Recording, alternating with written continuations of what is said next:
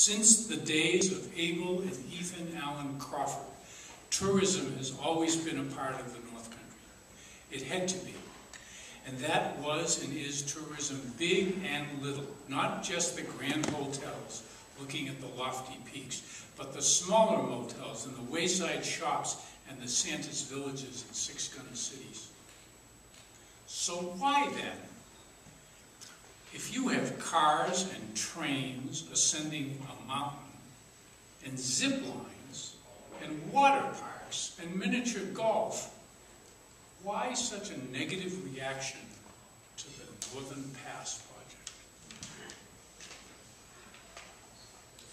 If you allow, and in fact not one but two prisons to Berlin, why are bayonets fixed to ward off power lines where you already have power lines? I think I know why. It is because of this land and this people. The people have adapted to the land and used it where it made sense, whether logging or sugaring or bringing in tourism.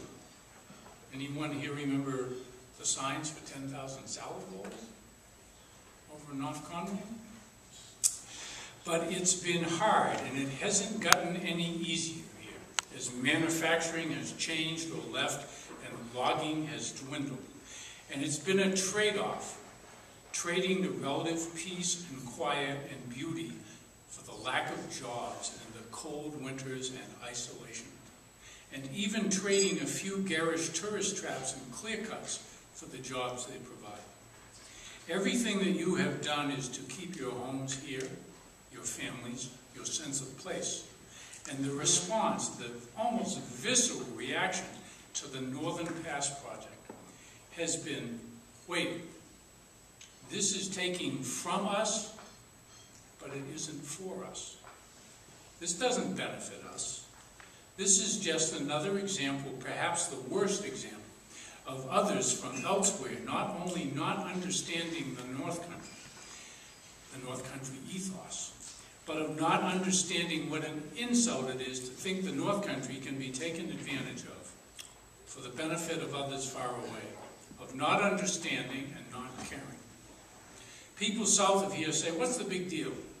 Power lines are a fact of life, and relatively clean power from a friendly international neighbor is better for our region and our country, which is in constant danger of being held hostage by overseas turmoil. Have you seen the gas prices?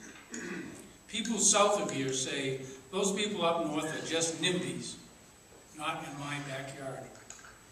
And well, I guess you are. But you're also NIFFYs, not in my front yard. The North Country is willing to make accommodations when they can see some benefit to them that outweighs the negative.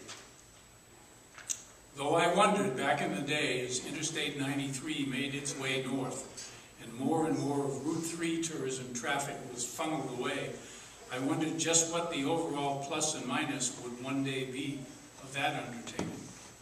We needed 93 to improve commerce and transportation, but how many small businesses fell by the wayside? And I wonder now, if we didn't have 93 running up the spine of the state, would the proposed Northern Pass towers be as visible to as many?